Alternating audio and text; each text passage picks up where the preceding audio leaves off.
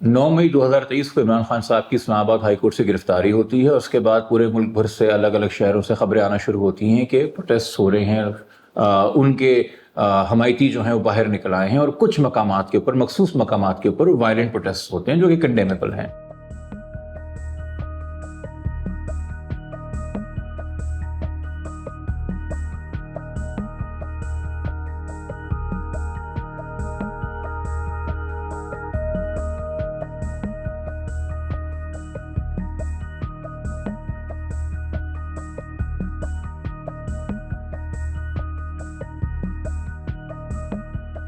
इस असना के अंदर पहले तमाम सोशल मीडिया की जो मेन कम्युनिकेशन चैनल्स हैं आजकल की जनरेशन के लिए और दुनिया में, फेसबुक, यूट्यूब, ट्विटर, इन पे पाबंदी लगाई जाती है। इनको एक्सेस नहीं किया जा सकता बगैर कोई VPN या इस तरह की ऐप इंस्टॉल किए हुए। और फिर उसके बाद थोड़ी देर में इंटरनेट मोबाइल ब्रांड सर्विसेज के ऊपर पूरे पाकिस्तान में थ्रू आउट पाबंदी लग जाती है।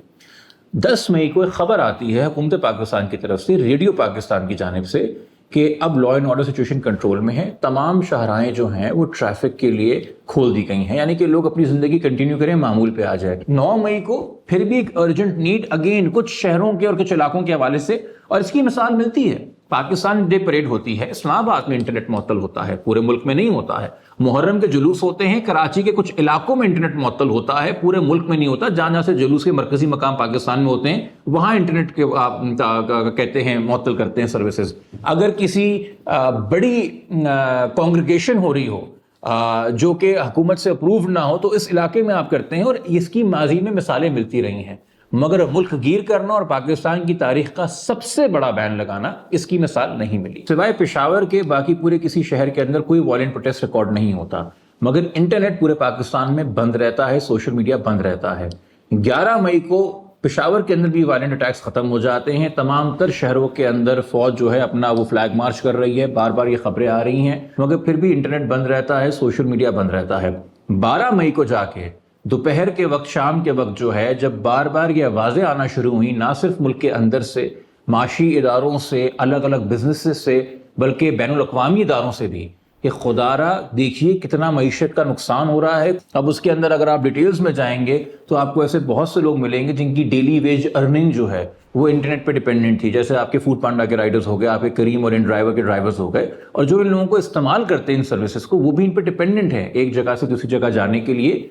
या अपने न्यूट्रिशंस नीड के लिए जो भी खाना वगैरह वो मंगवाना चाहते हैं। फिर बहुत सारे आपके फ्रीलांसर्स हैं जो फॉर्मल एम्प्लॉयड नहीं हैं, जिनकी सैलरीज नहीं है, और जिनको सर्विस के हवाले से और जो वो ऑनलाइन कॉन्ट्रैक्ट सिक्योर करते हैं, उन पे उनको डेडलाइंस मीट करनी होती हैं। तो यकीनी तौर पे कितने हज़ारों या लाखों ऐसे होंगे जो अपनी डेडलाइंस नहीं मीट कर सके होंगे, या कोई नई क्वेरीज रिक्वायर नहीं कर सके होंगे, और मिलियंस ऑफ डॉलर्स के अंदर जो है, $100 ऑफ मिलियन के अंदर ये आपके लिए रेमिटेंस लेके आते हैं। इसकी भी अदाद शुमार हुकूमत पहले दे चुकी है। 12 मई को आखिरकार इंटरनेट खुल जाता है, और फिर भी हम देखते हैं कि सोशल मीडिया पे पाबंदी हफ्ते के रोज़ भी कायम रहती है, जुम्मे के रोज़ भी कायम रहती है। और अजीब एक सिनेरियो में एक मजाक की बात है कि जब सिचुएशन वॉलेटाइल बताई जा रही है पाकिस्तान की, तो रेड जोन में सुप्रीम कोर्ट के सामने हजारों के मजमे में स्टेज लगाकर जब रूलिंग कोalition के लीडर्स स्टेज के ऊपर आते हैं तो तमाम तर सोशल मीडिया खोल दिया जाता है। यह अक्कासी करता है कि 9 मई के बाद वो पाबंदियां जो शायद सिक्योरिटी या इंटेग्रिटी ऑफ पाकिस्तान के नाम पे लगाई गई, वो बहुत जल्दी ट्रांसेंड कर गई सप्रेशन ऑफ ऑपोजिशन और पॉलिटिकल डिसेंट के ऊपर। और आपने तब तक के, जब तक नैरेटिव दोबारा कंट्रोल करने की पोजीशन में नहीं आए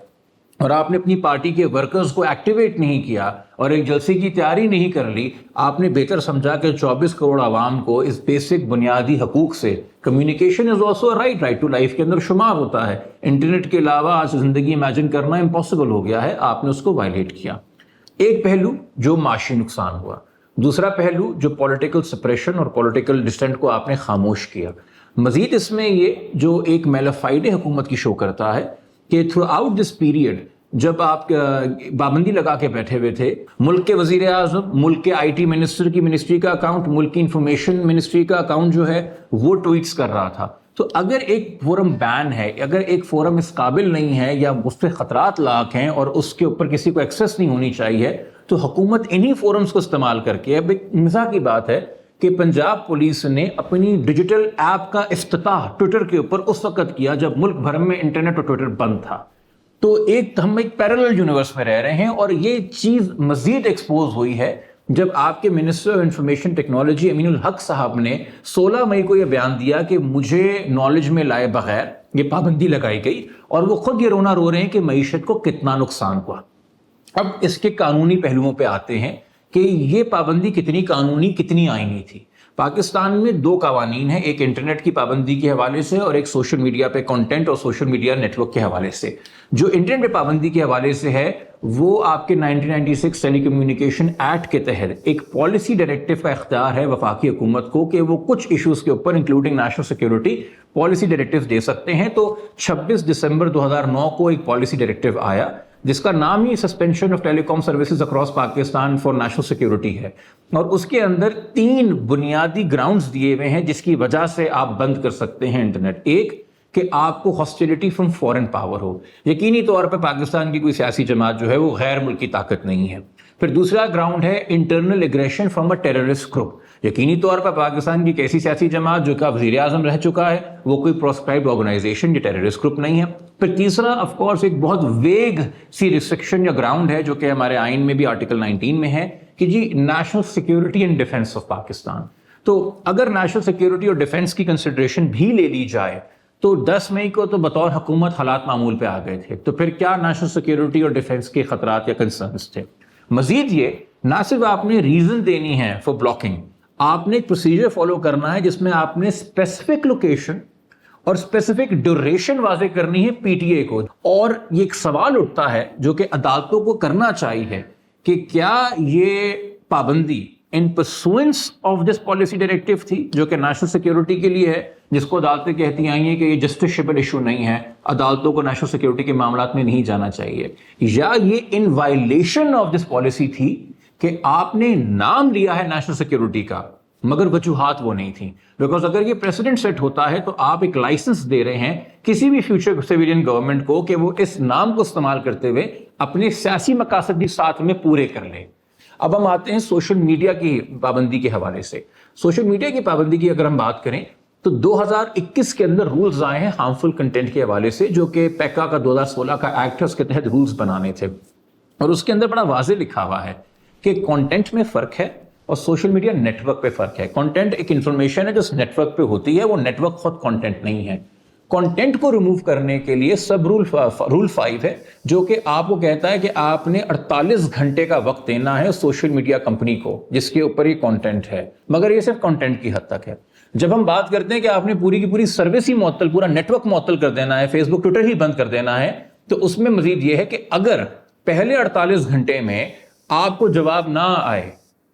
کانٹینٹ ریموو نہ کیا جائے، فیس بک یا ٹویٹر آپ کی ریکویسٹ نہ مانے، تو آپ نے سیکنڈ 48 آور ونڈو دینا ہے جس میں آپ نے ان کو ریپیٹ ریکویسٹ دینی ہے ٹو ریموو دا کانٹینٹ، اور ساتھ میں ایکسپلینیشن سیک کرنی ہے کہ why did you not do it in the first 48 hours جو آپ کو ہم نے کہا تھا۔ اور اس کے بعد اگر آپ کو وہ جواب موصول ہو جو کہ غیر آپ کو اطمینان اس سے نہ ہو، تسلی نہ ہو، آپ کو غیر تسلی بخش لگے، یا جواب ہی نہ آئے، تو پھر ایک ہیئرنگ کا موقع دینا ہے اور اس کے بعد آپ نے سروسز سسپینڈ کرنی ہے۔ بٹ یہ بلینکٹ بین لگانا، اتنا امیڈیٹ لگانا، کنٹینٹ پہ فوکس کیے بغیر پوری نیٹ ورک سروس کو فوراً معطل کر دینا، اس کا قانون کے اندر کوئی بیکنگ نہیں ہے۔ پھر جیسے میں نے آپ کو بتایا کہ ملک کے کچھ حصے میں مخصوص وقت کے لیے حالات بگڑے تھے، مگر آپ نے غیر متعینہ مدت کے لیے اور پورے ملک میں انٹرنیٹ بند کر دیا، تو یہ پروپورشنالٹی کے اور ریزنیبل ریسٹرکشن کے جو پرنسپلز ہیں ان کو جو سپریم کورٹ کئی فیصلوں کے اندر اپنے بیان کر چکی ہے اس کی بھی نفی کرتا ہے۔ تو اگر ان اقدامات کو